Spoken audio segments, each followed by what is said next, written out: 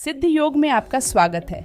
हम आप सबके लिए ऑनलाइन योग कक्षाएं आयोजित कर रहे हैं जो अंग्रेजी और हिंदी दोनों भाषाओं में उपलब्ध हैं।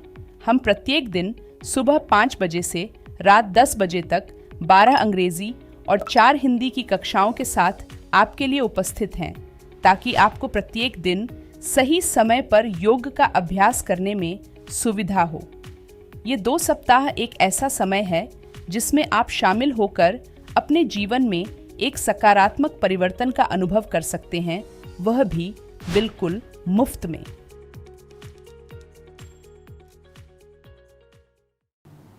दोस्तों, क्या आप अपने शोल्डर्स की स्ट्रेंथ को बढ़ाना चाहते हैं? अपनी बॉडी की और माइंड के कनेक्शन को इम्प्रूव करना चाहते हैं? अपनी बॉडी के बैलेंस को इम्प्रूव करना चाहते हैं? आपका कंसंट्रेशन बहुत ज़्यादा कम है, आपका बैलेंस अच्छा नहीं है, आप उसको इम्प्रूव करना चाहते हैं। साथ ही साथ आप अपनी एनर्जी को बॉडी के अंदर चैनलाइज करना चाहते हैं। आप अपने ब्लड सर्कुलेशन को अपने हेड की तरफ इम्प्रूव करना चाहते हैं जिससे कि आपका कंसंट्रेशन बढ़े। आपका कंसंट्रेशन बहुत ज़्यादा लो है जिसकी वजह से आप लोग किसी चीज़ पर फोकस नहीं कर पाते हैं, आप लोग चीज़ों के बारे में भूल जाते हैं और इन सारी चीज़ों को लेकर आप लोग काफ़ी ज़्यादा परेशान हैं। तो आज के अभ्यास में हम आपको एक ऐसे आसन के अभ्यास के बारे में बताएंगे जिसके अभ्यास से आप सभी लोग अपनी इन सारी परेशानियों को दूर कर पाएंगे और साथ ही साथ इस आसन के लगातार अभ्यास से आपको और भी कई सारे लाभ मिलेंगे जिनके बारे में हम आपको इस आसन के अभ्यास के दौरान बताएंगे। तो मेरा नाम है अतुल मिश्रा और स्वागत है आप सभी का सिद्धि योगा में। तो चलिए दोस्तों, हम लोग चलते हैं अपने फेदर्ड पिकॉक पोज यानी कि पिंच मयूर आसन के अभ्यास की तरफ। और उससे पहले इस आसन के अभ्यास की कैटेगरी और इसकी कॉन्ट्राइंडिकेशन समझ लेते हैं। तो दोस्तों, जो पिंच मयूर आसन है वो आपके एडवांस आसनों की कैटेगरी में आता है और साथ ही साथ ये एक आर्म बैलेंसिंग पोज है और ये एक इन्वर्जन पोज भी है, क्योंकि ये इन्वर्जन पोज की कैटेगरी में भी आता है और ये आर्म बैलेंसिंग पोज की कैटेगरी में भी आता है। तो और दोस्तों, इसकी कॉन्ट्राइंडिकेशंस की बात करें तो जैसे कि ये एडवांस पोज है और इन्वर्जन पोज भी है तो इसकी काफ़ी सारी कॉन्ट्राइंडिकेशंस हैं। आप सिंपल वर्ड्स में समझ सकते हैं कि अगर आप पूरी तरह से फिजिकली और मेंटली फिट हैं तो ही आप इस आसन का अभ्यास कर सकते हैं। बट फिर भी अगर कुछ छोटी मोटी इंजरीज होती हैं उनके बारे में बताएं तो कि अगर स्पेशली अगर आपको शोल्डर्स से रिलेटेड कोई इंजरी है, ठीक है, आपको बैक से रिलेटेड कोई इंजरी है और साथ ही साथ आपको अगर हाई ब्लड प्रेशर या लो ब्लड प्रेशर की समस्या है तो आपको इस आसन का अभ्यास नहीं करना है। आप चलते हैं अपने फेदर्ड पिकॉक पोज के अभ्यास की तरफ। तो दोस्तों, फेदर्ड पिकॉक पोज के अभ्यास को शुरू करने से पहले आपको इस आसन के अभ्यास के पहले की जो प्री प्रैक्टिसेस हैं, जो प्रिपरेटरी आसनास हैं, उनका अभ्यास करना जरूरी है। जैसे कि आप लोगों को प्रैक्टिस करनी है कुछ इन्वर्जन पोजेज की, क्योंकि इन्वर्जन पोज है तो इन्वर्जन पोजेज में आप लोग प्रैक्टिस कर सकते हैं अपने हेड स्टैंड की, आप लोग प्रैक्टिस कर सकते हैं अपने ट्राइपॉड हेड स्टैंड की, जिससे कि आप जो है इन्वर्जन के लिए अपनी बॉडी को तैयार कर लें। क्योंकि इन्वर्जन पोजेस में एकदम से जो है ब्लड सर्कुलेशन आपके हेड की तरफ आता है और ये जो इन्वर्जन पोजेस हैं ये आपको तैयार करते हैं। और इस आसन के अभ्यास के लिए आप लोगों को प्रैक्टिस करनी है अपने डॉल्फिन पोज की, ठीक है। डॉल्फिन पोज बहुत ही अच्छी प्रैक्टिस है इस आसन के अभ्यास के लिए। साथ ही साथ आपको प्रैक्टिस करनी है अपने वन लेग्ड डॉल्फिन पोज की और इस अपने शोल्डर्स और कोर की स्ट्रेंथ को बढ़ाने के लिए आपको प्रैक्टिस करनी है अपने लो प्लैंक की, ठीक है ना, और अपने फोर आर्म प्लैंक की। तो देखिए प्रैक्टिस इसको करते हैं साथ ही साथ। तो देखिए, कोर की और शोल्डर्स की स्ट्रेंथ बढ़ाने के लिए आप लोगों को प्रैक्टिस करना है अपना कोर स्ट्रेंथनिंग पोज है ये हमारा, ठीक है ना। इसको जो है हम लोग फोर आर्म प्लैंक पोज बोलते हैं। तो ये आपको प्रैक्टिस करना है, ठीक है। और फोर आर्म प्लैंक पोज के बाद आप लोगों को प्रैक्टिस करना है अपना डॉल्फिन पोज। इस तरीके से डॉल्फिन पोज में आपको जो है अपनी दोनों हील्स को नीचे टच करना है, शोल्डर्स को पुल करना है ऊपर की तरफ, हेड को अपने मैट से अप रखना है इस तरीके से। और आप लोग जो है हील को ऊपर उठा के अपने वन लेग डॉल्फिन पोज की प्रैक्टिस कर सकते हैं इस तरीके से। तो ये आपको प्रिपरेशन कर लेनी है अपने वन लेग डॉल्फिन पोज की और अपने फोर आर्म प्लैंक पोज की, ठीक है।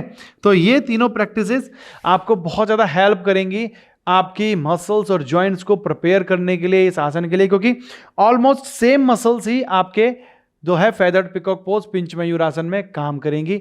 इसीलिए आपको इन तीनों प्रैक्टिसेस को बहुत ही अच्छे से करना है और तीनों प्रैक्टिसेस में आपको 30 से 40 सेकेंड की होल्डिंग टाइम तक आपको प्रैक्टिस करते रहना है, ठीक है। अब देखिए, जब आप इन प्री प्रैक्टिसेस को कर लेते हैं, अपने आप को तैयार कर लेते हैं, ठीक है ना, तब हम चलेंगे इस आसन के अभ्यास में आगे की तरफ, ठीक है। तो हमने देखो कुछ प्रॉप्स भी रखी हुई हैं, तो प्रॉप्स के साथ आपको स्टार्टिंग में प्रैक्टिस करनी है इस आसन के अभ्यास की। साथ ही साथ हम लोग वॉल का भी यूज करेंगे इस आसन के अभ्यास में, ठीक है। तो स्टार्टिंग में जो है हम लोग बैलेंस जब करेंगे तो बैलेंस कुछ लोगों के लिए मुश्किल होता है, तो वो लोग वॉल के साथ बैलेंसिंग कर सकते हैं। ठीक है, अब स्टार्टिंग में हमें बेल्ट का भी यूज करना है, क्योंकि अगर आपके शोल्डर्स की स्ट्रेंथ बहुत ज़्यादा कम है, कोर की स्ट्रेंथ बहुत ज़्यादा कम है, तो होता क्या है कि जैसे आप डॉल्फिन पोज का प्रैक्टिस करेंगे तो आप देखेंगे कि डॉल्फिन में जब आप अपनी हील्स को ऊपर उठाते हैं, राइट लेग को आप करते हैं, तो कुछ लोग फील कर पाएंगे कि जब वो पैर को ऊपर की तरफ उठा रहे हैं तो उनकी एल्बोज दोनों इस तरीके से दूर जा रही हैं। ठीक है, ये इसलिए होता है आपके साथ क्योंकि आपके शोल्डर्स की स्ट्रेंथ कम है। ठीक है, जब आपके शोल्डर्स पर वेट पड़ता है तो आपकी एल्बोज जो है एक दूसरे से दूर जाने लगती हैं, और अगर आपकी एल्बोज एक दूसरे से दूर जाएंगी इस आसन के अभ्यास में, तो आप लोग जो है फेदर्ड पिकॉक पोज में बैलेंसिंग अच्छे से नहीं कर पाएंगे। ठीक है, और आपको जो है इंजरी होने के चांसेस रहेंगे आपकी एल्बोज में और आपके शोल्डर ज्वाइंट में। ठीक है, तो इसलिए हम लोग बेल्ट का यूज करेंगे जिससे कि हम अपने हाथों को लॉक कर पाएं और जिससे कि आपकी जो एल्बोज हैं वो दूर ना जाएं एक दूसरे से। तो देखिए, आपको बेल्ट को लेना है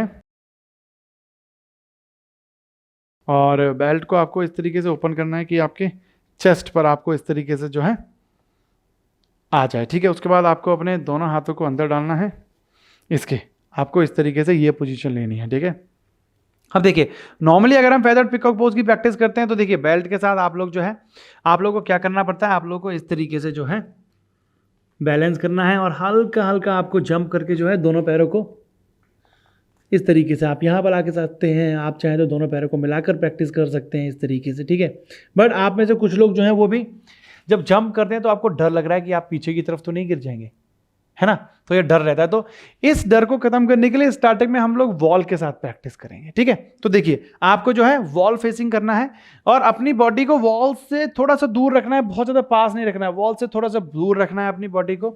एल्बोज को डाउन करेंगे। ठीक है, तो प्रैक्टिस में सबसे पहले डॉल्फिन पोज, फिर वन लेग डॉल्फिन, और फिर हमको यहां पर अपनी बॉडी को पंप करना है धीरे से, और धीरे से जंप करके अपनी दोनों लेग्स को वॉल से टच कर दीजिए। यहां पर आप वॉल के साथ प्रैक्टिस कर सकते हैं। फिर धीरे धीरे आपको क्या करना है, अपने एक लेग को वॉल से दूर कीजिए, फिर धीरे धीरे अपने दूसरे पैर को वॉल से दूर करना है। बैलेंस बनाइए, जैसे आपको लगता है बैलेंस नहीं बनना है, टच कर दीजिए। फिर से दूसरे पैर को वॉल से हटाएंगे, फिर से बैलेंस बनाइए, और बैलेंस नहीं बनना है तो फिर से टच कर दीजिए। ठीक है, अगर वापस आ रहे हैं तो आपको ध्यान रखना है कि धीरे से एक एक करके जो है आपको अपने पैर को जो है वापस लेके आना है। तो कुछ समय के लिए आपको वॉल के साथ प्रैक्टिस करके अपनी बैलेंसिंग को इंप्रूव करना है। तो जब आप वॉल के साथ प्रैक्टिस करेंगे तो धीरे धीरे आपका बैलेंस इंप्रूव होगा, आपके शोल्डर्स की स्ट्रेंथ इंप्रूव होगी। ठीक है ना, आपका बैलेंस इंप्रूव होगा। ओके, तो ये वॉल के साथ प्रैक्टिस आपको स्टार्टिंग में करनी है। ठीक है, जब वॉल के साथ प्रैक्टिस करके आप अच्छे से बैलेंस करने लगते हैं, ठीक है ना, तब आपको ट्राई करना है इस तरीके से। देखिए, अभी एक बार फिर वॉल के साथ करेंगे। देखिए, प्रैक्टिस आपको एल्बोज को डाउन करना है, आप लोगों को जंप करना है। आपको क्या करना है, पहले एक पैर को इस तरीके से, पहले आपने बहुत दूर किया था, अभी थोड़ा सा इस तरीके से रखेंगे, ज्वाइन करेंगे दोनों पैरों को, बैलेंस बनाइए, फिर टच कीजिए, फिर से धीरे धीरे बैलेंस बनाइए, फिर आपका धीरे धीरे इस तरीके से जो है बैलेंस बनने लगेगा। तो जब तक आप दोनों लेग्स को वॉल से दूर करके, ठीक है ना, दोनों लेग्स को वॉल से दूर करके टच करके, ठीक है, बट वॉल फेसिंग, आप लोग जो है 10 से 15 सेकेंड अगर आप होल्ड कर पा रहे हैं, फिर आप विदाउट वॉल प्रैक्टिस करना स्टार्ट कर सकते हैं।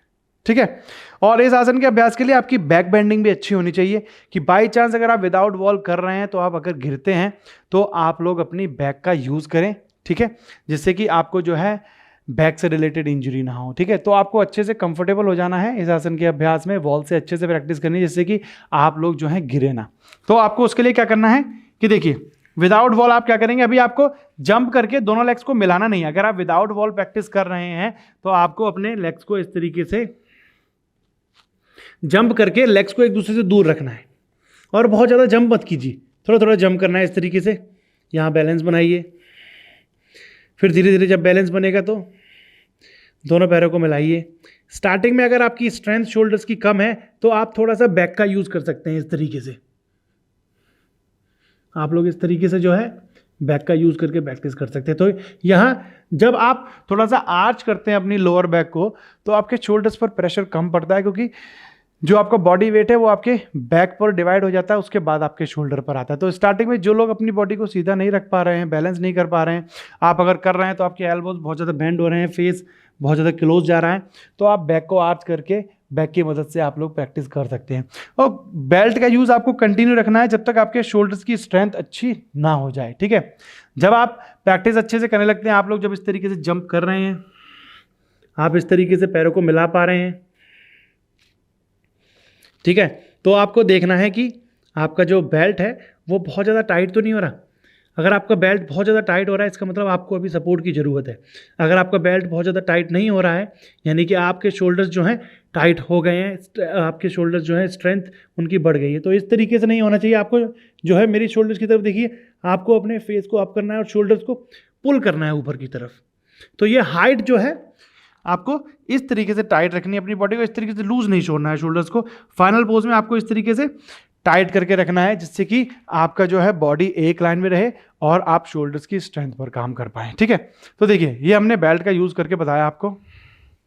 अब जब आप विदाउट बेल्ट के यूज के आप स्टार्ट करेंगे तो आप कैसे कर सकते हैं, आपके पास योगा ब्लॉक्स भी हैं, ठीक है। तो आप योगा ब्लॉक्स का कैसे यूज करेंगे, तो स्टार्टिंग में आप क्या कर सकते हैं, आप योगा ब्लॉक्स को ले लीजिए, ठीक है, हाथों को इस तरीके से रख लीजिए, क्योंकि कुछ लोगों को नहीं पता होता कि मुझे हाथों में कितना गैप रखना है। तो आप इस तरीके से रख लीजिए, देखिए यहाँ पर ये रहेगी ब्लॉक की पोजीशन और ये एल्बोज आपकी इस तरीके से रहेंगी। तो एल्बोज को जो है आपको एक दूसरे की तरफ क्लोज रखना है, दूर नहीं जाने देना है एल्बोज को। और यहाँ पर आप लोगों को बैलेंस बनाकर इस तरीके से जंप करना है, पैरों को अपार्ट करके प्रैक्टिस कर सकते हैं पहले इस तरीके से, फिर धीरे धीरे जैसे जैसे बैलेंस इंप्रूव होगा तो दोनों पैरों को जो है एक दूसरे के पास लेके आना है। अगर शोल्डर्स में स्ट्रेंथ कम है तो थोड़ा सा बैक को आर्च कर दीजिए लोअर बैक से, तो शोल्डर्स पर थोड़ा प्रेशर कम हो जाएगा। तो इस तरीके से, या फिर अपनी बॉडी को एक लाइन में रखते हुए शोल्डर्स को पुल करते हुए इस तरीके से जो है आपको प्रैक्टिस करनी है। तो देखिए इस आसन के अभ्यास से जैसे कि आप देख पा रहे हैं कि आपके शोल्डर्स की स्ट्रेंथ तो इंप्रूव होती है, ठीक है। साथ ही साथ ये एक इन्वर्जन पोज है, तो ये आपके ब्लड सर्कुलेशन को आपके हेड की तरफ और फेस की तरफ इंप्रूव करता है, जिससे कि आपका पॉजिटिवनेस आपके अंदर बढ़ती है, आपकी मेंटल स्ट्रेंथ इंप्रूव होती है, आपका कंसंट्रेशन बढ़ता है, ठीक है। साथ ही साथ आप और ज़्यादा पॉजिटिव हो जाते हैं, क्योंकि जब इस तरीके के आसनों का आप अभ्यास करते हैं तो आपकी इनर पावर जो है बढ़ती है, आप अंदर से स्ट्रांग होते हैं। क्योंकि स्टार्टिंग में अगर आप प्रैक्टिस नहीं कर पा रहे हैं तो अगर आप अभी मुझे देखेंगे तो आप देखेंगे हाउ इट इज़ पॉसिबल, ठीक है ना, आपको लगेगा। बट जब आप कंटिन्यू प्रैक्टिस करेंगे तो आप इसको अचीव कर सकते हैं। जो आप इसको अचीव कर लेंगे तो ये आपके लिए जो है एक स्ट्रेंथन रहेगी अंदर से कि हाँ आई कैन डू दैट। तो आपको जो है स्टेप्स फॉलो करने हैं, क्योंकि ये आसन आपको केवल फिजिकल इफेक्ट नहीं देता है, ये आसन जो है आपके उदान वायु को कंट्रोल करता है। आपकी बॉडी के अंदर चक्रास है, उनमें से आपके सहस्त्रार चक्र, आज्ञा चक्र, ठीक है ना, और आपके विशुद्धि चक्र, इन तीनों चक्र को जो है एक्टिवेट करने में, इनकी एनर्जी को बैलेंस करने में हेल्प करता है। आपकी बॉडी जो है पंचकोश से बनी हुई है, ठीक है ना, 5 लेयर्स हैं आपकी बॉडी के अंदर। तो उनमें से जो आपका मनोन्मय कोश है और जो आपका विज्ञानमय कोश है उसको स्ट्रॉन्ग करने में हेल्प करता है, ठीक है। आपके मनोन्मय और विज्ञानमय कोश को जो है स्ट्रॉन्ग करता है ये फेदर्ड पिकॉक पोज, और साथ ही साथ आपकी बॉडी के अलाइनमेंट को ठीक करने में हेल्प करता है, ठीक है ना, बैलेंसिंग को इंप्रूव करता है, आपके माइंड और आपकी बॉडी के बैलेंस को इंप्रूव करता है ये आसन। तो जब आप इन सारी प्रैक्टिसेस को कर लेते हैं तब आप जो है फाइनल पोज को करने के लिए तैयार हो जाते हैं, ठीक है। तो फाइनल पोज के लिए हमें क्या करना है, सबसे पहले एल्बोज को डाउन करना है। आपको कितना गैप लेना है दोनों एल्बोज में, देखिए इस तरीके से आपको इतना गैप रखना है अपनी दोनों एल्बोज में। सबसे पहले डॉल्फिन पोज, पैरों को आगे लेके आइए, ठीक है। शोल्डर्स को इस तरीके से लूज मत कीजिए, स्टार्टिंग से ही शोल्डर्स को टाइट रखिए। दाएं पैर को ऊपर उठाएंगे,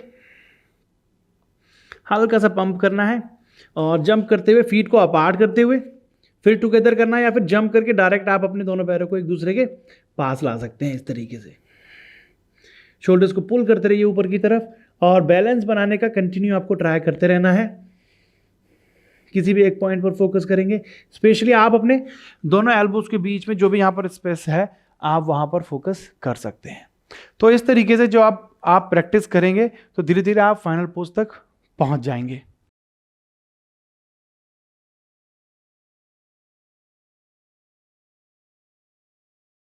तो आपको बस ध्यान रखना है जो स्टेप्स आपको बताए हैं और सबसे पहले जो प्री प्रैक्टिस आपको बताई हैं उनकी आपको अच्छे से प्रैक्टिस करनी है और आपका जो है बिगिनर लेवल और इंटरमीडिएट लेवल कंप्लीट होना चाहिए आपके इस एडवांस आसन को करने के लिए। आपके शोल्डर्स की कोर की स्ट्रेंथ अच्छी होनी चाहिए, बॉडी और माइंड का कॉम्बिनेशन अच्छा होना चाहिए और जब आप प्रैक्टिस करेंगे तो और अच्छा हो जाएगा कॉम्बिनेशन। तो स्टार्टिंग में आप जब आप बैलेंसिंग कर रहे हैं वॉल के साथ या विदाउट वॉल कैसे भी आप प्रैक्टिस कर रहे हैं तो 10 से 15 सेकेंड का जो है होल्डिंग टाइम रखिए और धीरे धीरे आप इसको 30 सेकेंड 40 सेकेंड तक बढ़ाकर ले जा सकते हैं। तो दोस्तों ये थी जानकारी आपके फेदर्ड पिकॉक पोज पिंच मयूरासन के बारे में और मैं आशा करता हूं कि इस सारी जानकारी के साथ और इन सारे स्टेप्स को फॉलो करते हुए आप अच्छे से अपने इस आसन का अभ्यास कर पाएंगे।